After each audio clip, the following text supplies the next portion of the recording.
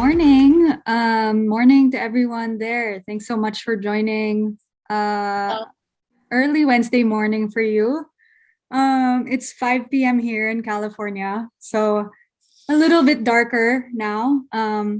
Hence the reflection on my glasses. But thank you to everyone tuning in. This is a lot of people, more than I usually get for like other events for my book. So very excited to talk to everyone. Very excited to chat with all the students and teachers as well if you guys have any questions. So I did put together a short presentation.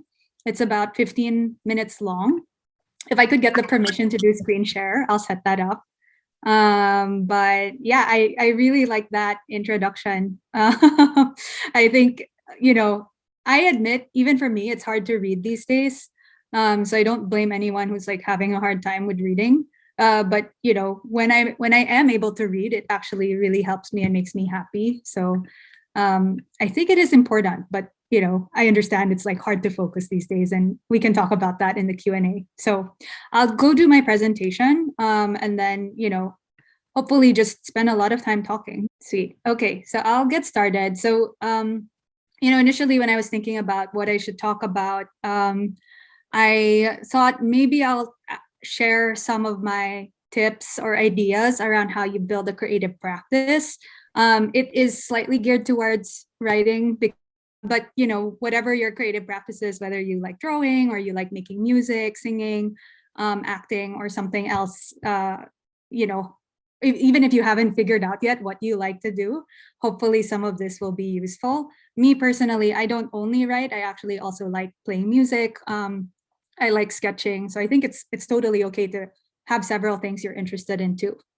But before we talk about that, I wanted to share a little bit more about my background, just so you guys kind of know who I am and why I'm presenting. So I'll talk about my background and then about my writing journey, I guess, specifically. So my background, these are some people that are really important to me. On the left, this is my family. So during my younger brother's graduation, he's younger, but he's a lot taller than me, as you can see. I also have an ate, and then those are my parents. So we're actually all together right now because it's Thanksgiving in the US this coming Thursday. So that's my family. On the right is some of my barkada. So I attended the same school from kinder one until high school, and I'm still really close to this group of friends. Fun fact, about half of my barkada actually became doctors. So a lot of them have a much more important job than I do, because they're literally saving lives, especially during COVID. But that's some of them. So we've been together basically since either kinder or grade one, depending on when people join my school. And then the picture in the bottom right, that's just me in grade one. So actually, I'm there in the top row. I don't know if you guys can see. I have a twin also in the bottom row. I used to be tall in grade one, and then I stopped being tall. So I kept going down until in high school I was in the pinaka bottom row. But that experience of attending the same school, private Catholic school in Manila, was very formative for me. Um, and then after graduating from high school, I actually went to Ateneo for 2 years. So I studied general management. And if you're curious why I studied management, even if I'm like really into literature and English, you can ask me. But that picture in the upper left, that's some of my blockmates from Ateneo, BS management. And I'm also still pretty close to them. We whenever I go visit Manila, people make it an excuse to meet up, which I really appreciate. And then I moved to the States in 2010.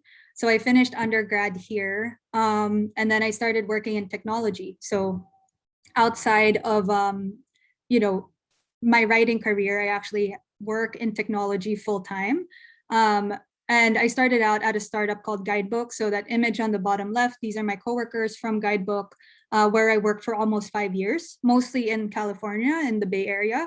And then I did a year as well in London. And then the picture on the right are my classmates from Harvard Business School. So from 2018 to 2020, I studied a master's in business in Boston. And again, I kind of decided I was choosing between a master's of fine arts in creative writing or an MBA. I decided to take the MBA. And I'm happy with that decision. I might still do the MFA sometime in the future, but I really enjoyed my time at Harvard Business School. I met a lot of really great people. And you can see I had a lot of classmates there. So when my book came out, a lot of them bought my book, even if I think a lot of them haven't read it yet. So it was really meaningful to me to be able to share, Filipino perspective with my classmates. I'm the only Filipino in my section of 90 students there. So that's me as a person. Then for my writing journey, there are some also like parallels. I'm gonna quickly see if I can clear all the drawings. There we go. So for my writing journey, so how that started, basically I've always been interested in writing. So in my kinder graduation, in my school, they required us to say like, when I grow up, I want to be a blank. And in my graduation, I said, when I grow up, I want to be a writer. So I knew at 6 years old, I kind of wanted to do it. But the reason why I said that was because I really liked reading. So I always had a book growing up. I think this was taken when I was 8 years old. And it was easier then because there were no smartphones, right? So if I'm bored, I just open a book and read that. There wasn't any social media or anything to look at. This picture on the right is from a homework assignment we had in grade 2. So you can see Isabel Yap 2B, where we had to write a story. So I wrote a story called I Want to Be a Tiger. And then my teacher said, "Dear Isa, please work neatly." So my handwriting was really messy then, but basically you can see even then I wanted to write stories and share them. And I was very involved in the school paper in grade school and high school. So in high school, I was actually the editor-in-chief of our school paper. And sometimes my school would send me to do essay writing competitions. So this picture on the left is from when I was in second year high school. I won an essay writing competition that was basically, the topic was, what should you do as a citizen of the Philippines and as a student? So there was a cash prize for the winning school. And then they had this magazine interview me after. I used to straighten my hair in high school. I don't anymore. But, I really enjoyed sort of my time at school, being part of the school paper. Then when I went to Ateneo, I joined an org called Heights, which is very focused on sort of like creative writing. And in my second year at Ateneo, I was actually the English editor for Heights. So, reading a lot of poetry and fiction with them. At that time, I was actually more focused on poetry. So the picture on the right was me at the UST National Writers Workshop. So I got to study with some poets like Ofelia Di Malanta and Carlo Mardawana. And, they would read my poems and then give me feedback on them. And we would do the same to like the other panelists there. So that was a really good experience for me. And then the image at the bottom was my very first book launch. So this was, I think, in 2009 for Philippine Speculative Fiction 4. So this was like, an open call for submission. The editor said, if anyone who wants to can submit a story for consideration. The editors accepted my story, and that's me with all the other authors who also were published in the same volume. So the editors were Dean and Nikki Alfar, amazing fiction writers. Some other authors here, that's Crystal Koo, that's Eliza Victoria, Andrew Drilon, Rica Bolipata Santos, I think, is there. So, lots of writers who were writing speculative fiction in this photo. We had a book launch in Fully Booked, and that was super exciting for me because it was the first time I published a story outside of, like school publications. Then I actually had a little bit of a break when I moved to the States because moving was really hard for me. So I was pretty homesick. I really missed my barkada. And at the same time, we moved, a lot of people in my family actually passed away. So both my grandparents on my mom's side and one of my younger cousins. So I was not having a great time and, couldn't really write. I had this thought now, if I left the Philippines, my writing career would be over because, I was starting to build a writing career there. I was starting to get to know the community in Manila. And then suddenly I was gone. And I felt like I didn't really believe that I could be a writer outside of the Philippines. I'm not sure why I thought that, but that was something in my head was, once I left the Philippines, there was no path for me to be a writer. So what changed this was actually Oh, another thing I'll share was I really, really wanted to attend the Dumaguete writing workshop, which is in Silliman University, there in Visayas, and I got rejected. And I thought I would get in because a lot of my other friends from Heights got in, or other people I knew from the USD writing workshop.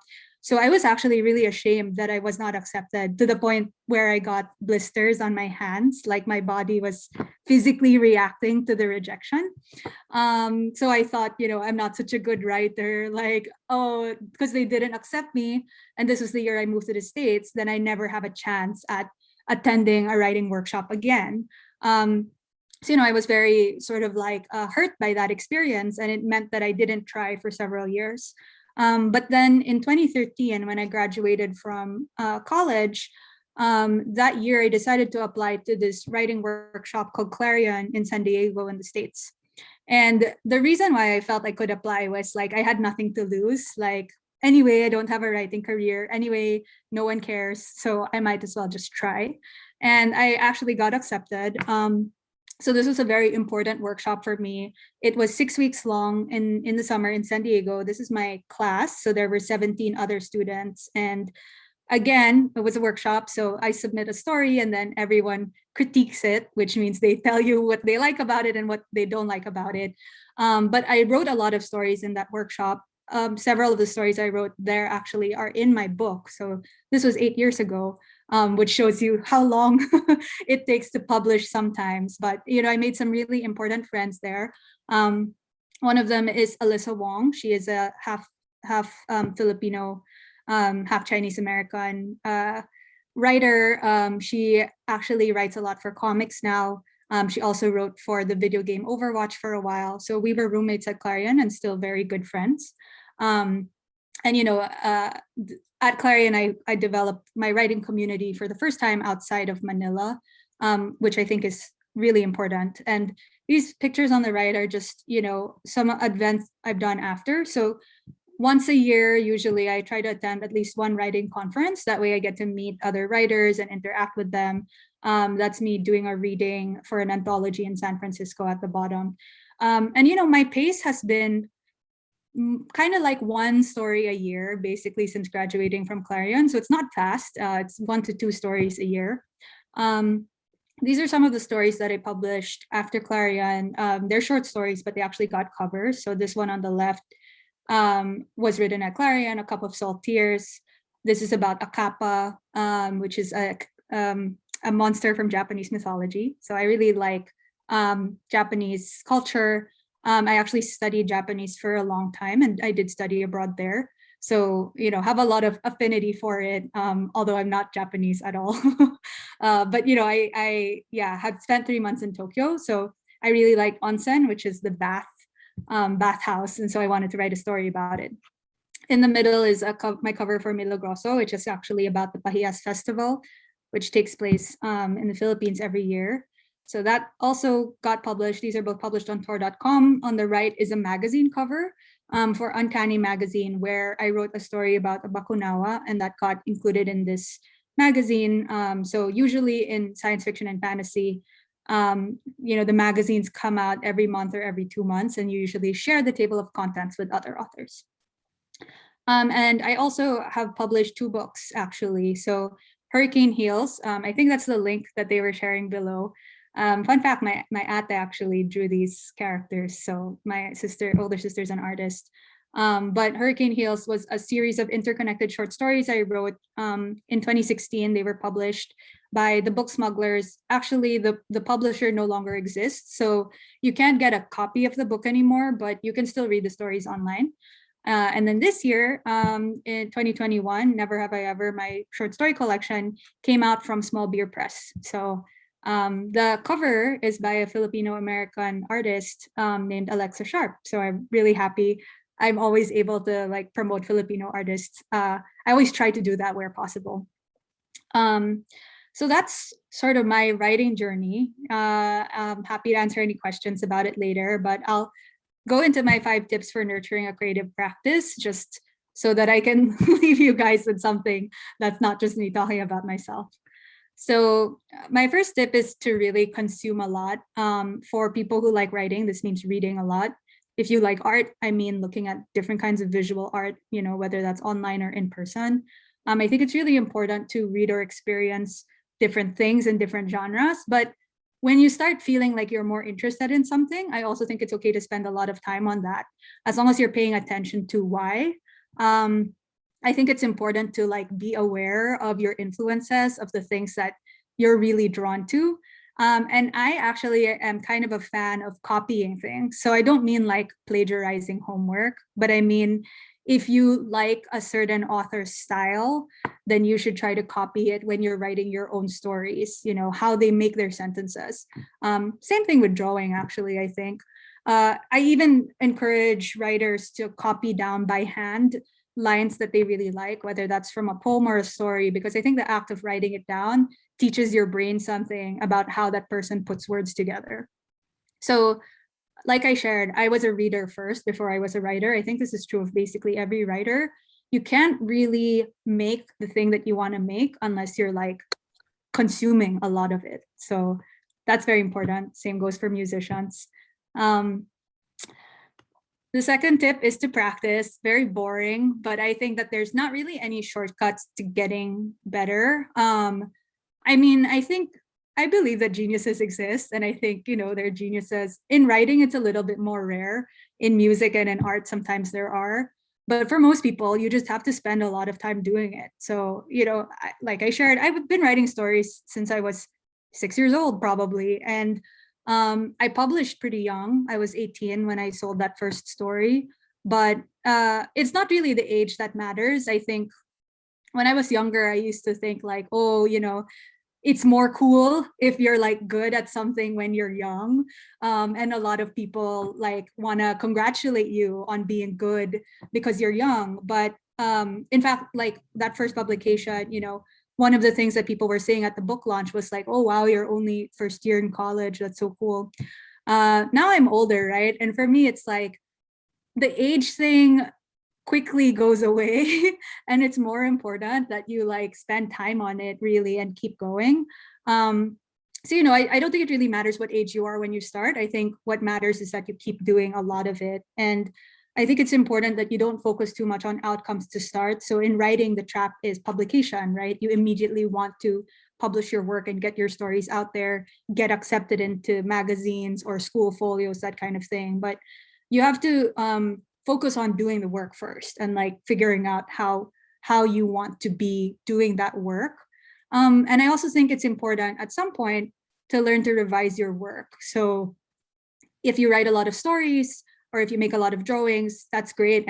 It's necessary. But you also, at some point, if you want to improve, have to look at your work and think, okay, how do I get better, right? And this can be hard to do by yourself. So I also believe in like finding other people to give you feedback, whether that is looking at other people at school, for example. That's why the school paper was really useful for me, because we would like exchange stories. Or maybe getting like a teacher to help you. So just like you would get a teacher for music or a coach for sports, right? If you can get someone to give you feedback on your work, then you can improve it. I think that eventually, right, you need to think which feedback is useful to me and which one isn't, because not everything that teacher says is going to be, the right thing to do for your creative practice. At school, you should follow your teachers. But when it comes to the art you're making, right, like you have to apply your own judgment, but also I think really seek out feedback and ways to improve after a certain point. The third tip is to find and build your community. So I think it's really hard to do anything for a long time by yourself. I mean, it's possible, but especially for creative work, at some point it's going to get really difficult and you're going to feel very discouraged. So it's helpful to have other people around you who also think it's important, who are there to help you when you're having a hard time. And the way you build a community is it's just like how you build friends. You be kind, you be genuine. What I like to tell newer writers is, if you like someone's work, you should actually reach out and tell them. This is not me saying like email me. This is me saying like, even if it's an author for like a foreign author, you should email them or find their website. And if they have a contact form, just say, hey, I liked your book a lot, you know. It's actually, it's much more rare than you think that authors get told that they like their work directly. And I actually did this with my favorite author when I was in high school. So my favorite author is Diana Wynne Jones. You may not be familiar with her. She's a British children's fantasy writer, but she wrote Howl's Moving Castle, which became a Studio Ghibli movie. So that's how most people know of her work. And I wrote her, and a year later, she actually wrote back. So that's a very sort of like precious letter for me. And then she passed away a few years later. So for me, I feel very grateful that I got to tell my favorite author how much I loved her stories. You never really know, you know, when someone's gonna go. So now if I like someone's stories, I don't have any relationship with them. I just reach out to them and tell them, hey, I read your story and I really liked it. And some of those people have actually become my friends. So, you know, sometimes they'll reach back out and we'll have an email exchange. Or if I'm in their city, like when I was living in London, I would sometimes try to meet with other authors who were local, and those became actual friendships. So it takes time, but you can actually develop these relationships. And then obviously, I think it's really important to also have a lot of non-writer friends or friends who don't do what you do, like my barkada. They're very important to me because when I'm freaking out about something related to writing, like I talk to them and I realize, oh, this is just such a small problem, right? Like there's other things going on, and my issues with writing are irrelevant to like most people. The same thing kind of goes with my family. So, you know, find your community and make sure that there's a mix of like people who do what you do and then people who don't. Um, like tip number 4 is to define your own success. This is more relevant if you're trying to do something really seriously, or if you're trying to do it as a second career or as a main career. But understanding your motivation for why you do something is really important, and making sure that you know what you're hoping for out of this.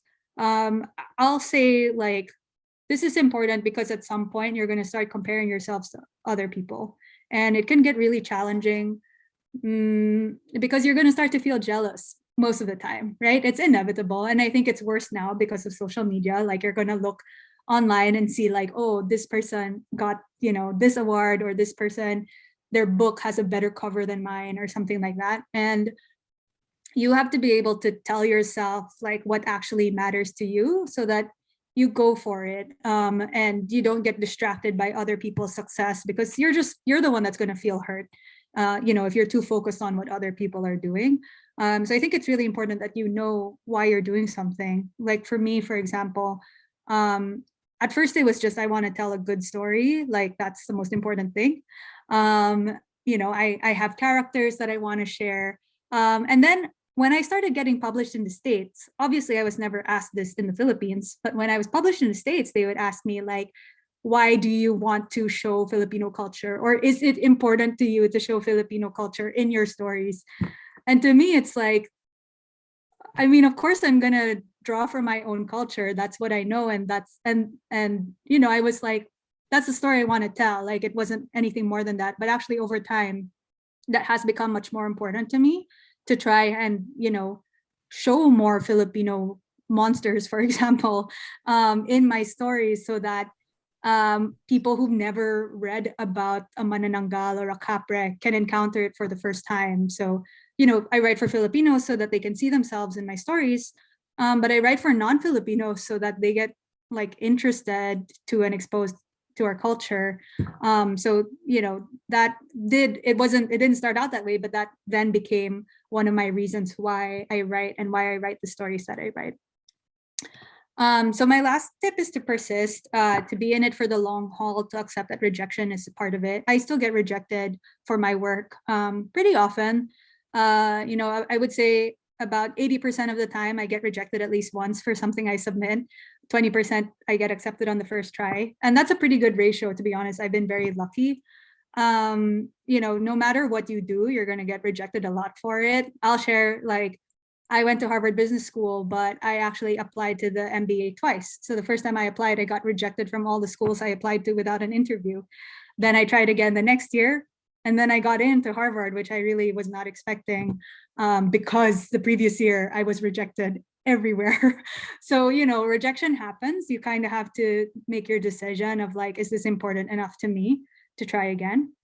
And I also think you want to try to find joy in the work that you're doing. It's not easy, right? It's very painful to get rejected. It's very tiring to spend time doing creative work. For me personally, like I like video games. I like watching K-pop. Like when I choose to write, I'm foregoing time doing those other things that I like to do. And that's like not easy, right? Like I would sometimes rather just like watch a lot of music videos. But I also want to publish my stories and become a better writer. So I have to make that trade-off. I don't do it all the time. Sometimes I'm like, okay, I'm just gonna watch YouTube for several hours right now because that's what I need. But in the end, right, you have to put in the time to the work and persist at it so that you can get better. So, the more you can remember what makes you happy, why you want to do it, the better, I think. So that's where I will stop with my presentation. Thank you for listening, and I am happy to answer any questions. That's a great question. I ask it all the time because it's for me, when I was writing fanfic mostly, and then even when I was writing short stories, it's like you can finish the idea pretty quickly. I'm not the kind of fanfic writer that writes like many, many, many chapters. I would just write one fanfic and then move on. So there was a point in my career where I wanted to write a book, but I had this problem where I would hit a roadblock and then I would change projects because I was bored. So I was like having a hard time. So I would say like, okay, I'm gonna write now my Ibong Adarna story. That's actually the one I'm working on now. And then I like hit a point where I don't know what to do. So then I would change to like a different story. Okay, I'm gonna go to my story that's more like about whatever Noli Me Tangere, but with women, like for example. And I kept doing that and then not finishing, right? And I got very frustrated with myself, but I didn't know what to do. So I talked to one of my writing professors about it. I said, I have this problem. I know it's wrong, but I don't know how to stop. And she was like, well, you know, uh, you have to learn how to finish. Like that is one of the most important things a writer needs to learn. And she said, there's this guy in my writing group who writes beautifully. Like he writes amazing. His sentences are so good. And, he always brings about 30,000 words to our critique session. But it's always a different story. So he keeps writing 30,000 words and not finishing the story. And she was like, he's never going to get published because he can't fix this. So I was like, oh, I don't want to be like that. I actually want to finish my story because that's the only way I can share it. So when she told me that, I realized too, part of the reason why I kept switching was because I didn't have confidence, right? And I didn't want to sit and like struggle with the difficult problem because it was hard and painful. It was easier to do something else. But that's not going to help me finish. So I just had to tell myself, like, you have to prove to yourself at least once that you can write a full book. So that's my goal. Right now I'm not trying to make it good or anything. I'm just trying to finish a draft. So yeah, it just requires focus. The other true answer, because it's like, oh, just do it. That's not a very useful answer. I'll share two things. One is when the pandemic happened, I started writing online regularly with some friends. So they used to meet online. They used to meet in person in a coffee shop in Boston, where we were all living at that time. I couldn't join them because I had school. So they would go write with each other and I would feel left out. But then when the pandemic hit, they moved to online because we couldn't meet in person. And then I could join them suddenly because I didn't have to go from the coffee shop to school. I could like before my classes or after my classes join them. So we started writing together and we've just kept it up since then. So this was March of last year. So every morning I go online and I write with these friends just quietly. We don't talk for, however long I can. Like this morning, I could only do 20 minutes, but knowing that other people are there also working is really, really helpful to me. And, some days we can't make it. That's okay. But at least we like let each other know. So this is what I call a writing accountability group. We're not actually sharing our work with each other, but we are writing at the same time together, and that makes a huge difference. I think that's the only reason why I was able to finish, like, one of my stories in my collection I wrote during the pandemic. I wrote it during that time. So finding other people to write with can keep you motivated. And you can also ask them to be strict with you if you need that. So that was one thing. And then the second thing is, again, going back to my advice of like understanding your why. For me, part of my why for this book, this novel that I'm writing, is I like my characters. Like, I want to share them with other people. And in particular, because it does draw from the Ibong Adarna story. I don't know if some of you guys have to read it for school, but there's a part in Ibong Adarna where they have to cut their palm. Like, that's how Prince Juan, stays awake, right? He to stay awake while the bird is singing, he has to cut his hand open. For some reason, I really like that image, so I want to share that image with other people. Now, I'm not the kind of writer that knows the story beforehand, so I don't really know what I'm gonna do about the Adarna and the fact that it poops on people and turns them into stone. Like, I don't know what I'm gonna do about that, but I like this cutting hand thing. So I want to take that moment and turn it into a story that I can share with other people. So when I'm feeling lost, I just think like, okay, that's my motivation, is to actually share this legend with people. So I have to find a way to do it.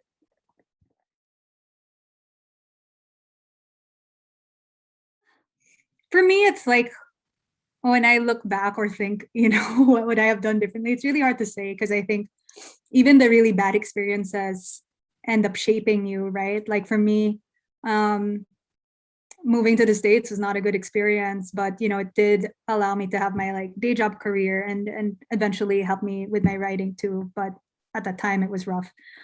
So I don't know if I would frame it that way exactly, but at your age, I would say, what was I doing then? I was watching a lot of anime and writing a lot of fanfic, honestly, and that was so fun for me. And I think that's what I would do, right? Is just try to have fun at your age. Like, you have the rest of your life to work really, really hard at stuff. Okay, here's some advice. I think the things that you're doing at your age now, if you can do them and get even a little bit good at them, they'll be like good hobbies and good sort of like things that you can take with you even when you're older, because when you're older, you're not going to have as much time to pursue hobbies or to pursue fun things. It's just going to be harder. And you're going to be asked to narrow your focus more as you get older and as you start your job. So for me, for example, when I was 12, I started learning Japanese and I started playing the piano. And I wasn't like, I'm not amazing at either. Like, Japanese, I'm okay. I can get around. I can read some. But because I studied it at that age, I got a lot better than my friends who started studying it in college, because I had more time all of high school to get better at Japanese. And then, then I was able to do study abroad. So now, even if I'm like much older and I don't get a lot of practice, I have the baseline intermediate Japanese skills. Similarly with piano, I started when I was 12, which is a little bit later than a lot of people who learn instruments. I stopped when I was 20 because I moved to the States and piano lessons got a lot more expensive, but at least I can play some songs. So like, my motivation for learning piano was to be able to play video game music. And, I can play some video game songs. Again, I'm not that great at it, but it's good enough. And now I can play an instrument. So things like that, where I think if there's something you're interested in learning or doing, you should just pursue it now, even if it's not directly related to writing. It's going to be useful down the line, or it might serve as inspiration down the line.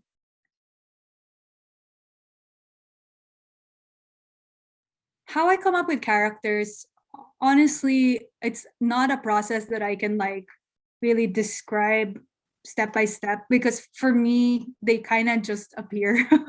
um and I don't know, I well, with my novel I have to be a lot more deliberate. Like, I'm spending a lot more time thinking like, okay, who's my protagonist, what does she care about, what's her background like. But for most of my short stories, for some reason I just get the character, and then as I'm writing they become more real. So for example, there's I mean, I guess a lot of them, it's I find the way to make it easier to relate to them, something about them. But like one of my main characters, her name is Raquel, and she the story takes place in two timelines. One is she already has her own daughter, and one where she's remembering what happened in high school when she and her classmates went on a retreat. So, you know, I started out with like, okay, I have this character, Raquel. She's not a super interesting character. She's like, okay lang type of person. But then the really interesting people in the story are her two friends. There's CJ and then there's Tisha. Yeah. So Tisha is like the super hot friend. Like that was the idea that came to my mind. Tisha's like the girl na um whenever there's like a co-ed event, which in your school it's co-ed, but in my school it wasn't, right? There were certain girls in the co-ed event where like all the guys are interested in them. That was sort of the idea for a Tisha-like character. Um, but she wasn't just a pretty girl. She was actually like very sort of like smart and forceful. So she just had her own personality where she's kind of like aggressive. Because this is a frenemy story. Like that's how the characters relate. Then there's another girl, CJ. CJ was like the emo girl, and she, was kind of a problem. Like she was not she was actually sort of like a bullied character in the story. And so the story is about how these three are sort of like negotiating the fact that they were friends in grade 1 and then they broke apart in grade 5 or 6, which like happens to barcadas, right? And the personalities all just sort of like occurred to me as I was writing, but they all also drew from like actual experiences I had. So they weren't based on any one person. It's not like I have one classmate or one friend where I can say like, oh, she's Tisha or she's CJ. But the parts of people that I knew end up in the characters that I write. And I get a lot of inspiration from like listening to my barcada talk or people in my life. But I really try, because I'm a fiction writer, not to make it like a one-to-one. In fact, I can't think of any character that's like they're definitely this person in my life. Also, because like I don't want them to read it and then think, oh, is this me? Because weird stuff happens in my stories all the time, and I don't want people to think that I'm like attacking them for making a manananggal appear next to them, or something like that. So yeah, if you're having trouble making characters, I would say think about the characters you really like, whether they're from anime or from other stories, and ask yourself why you like them, right? What's compelling about them? What makes them a real person to you? You can even write out their attributes or their backstory, and that will get you thinking about how characters are made and what makes them feel like people that you are interested enough to keep reading about.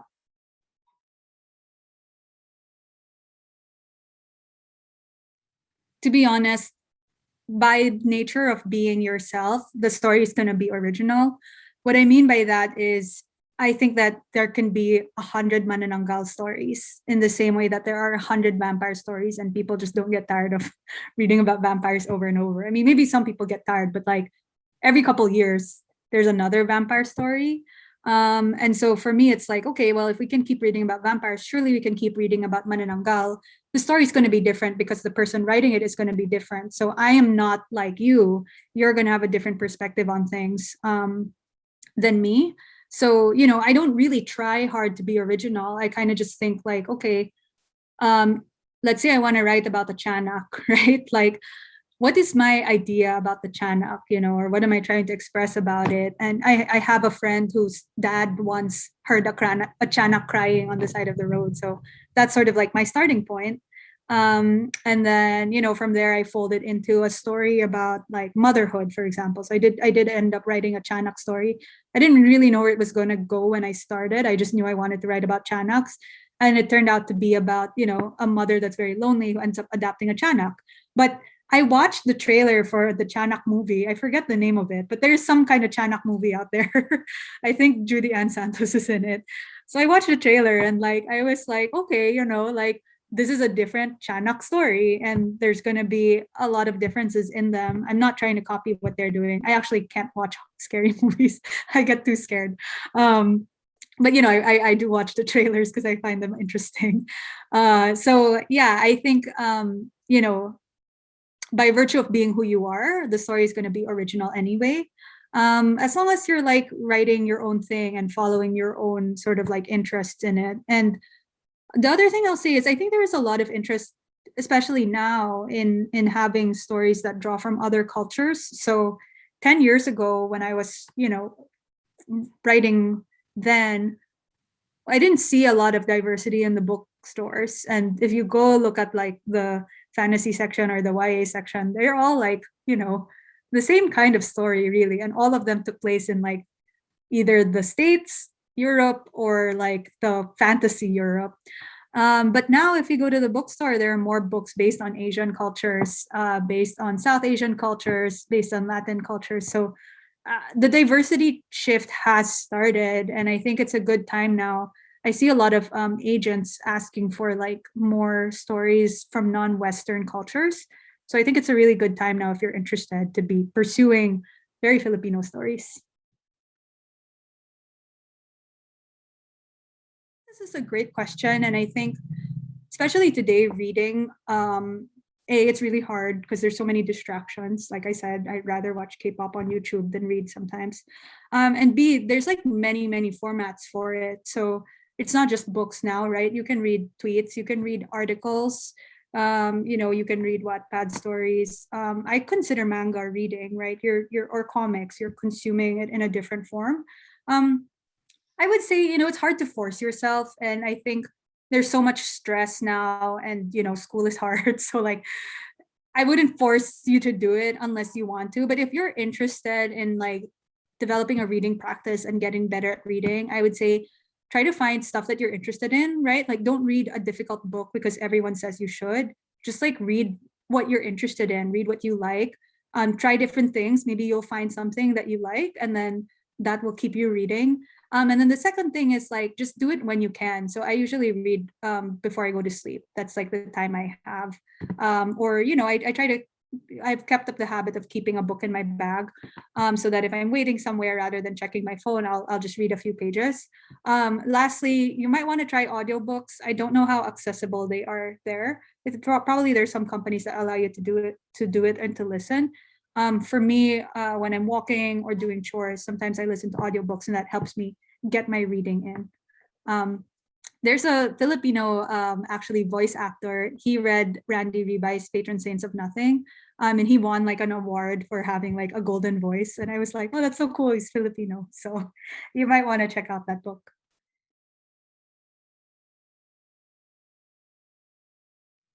I primarily write for myself. And I think that that's the best way to find other people who also like what you like. So my answer to like who do you write for is I write for whoever wants to read my stuff. And it's not on me to know really who that is, right? Like I hope Filipinos will like my work, but I'm sure some Filipinos will read it and be like, I hate this, this is like completely not what I think my experience of being a Filipino is, and then they're going to dislike it. Or maybe like like a white American might read it and be like, I've heard this feedback before, like there's too many Tagalog words in this story, and like it was annoying to read because I had to keep looking it up on Google, right? And so they're annoyed, and I'm like, that's fair, right? Like I don't like every book I read, so I can't expect everyone to like my stuff too. So if you focus too much on writing for other people, I think it's going to be very hard because you'll get hurt when you get that kind of feedback, right?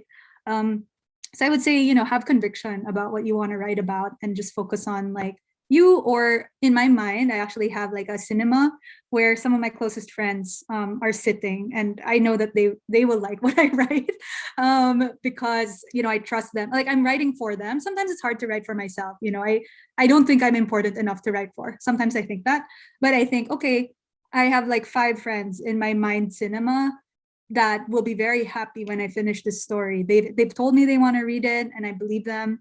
So if you can get a friend like that, even just one or two, I think that that's really useful.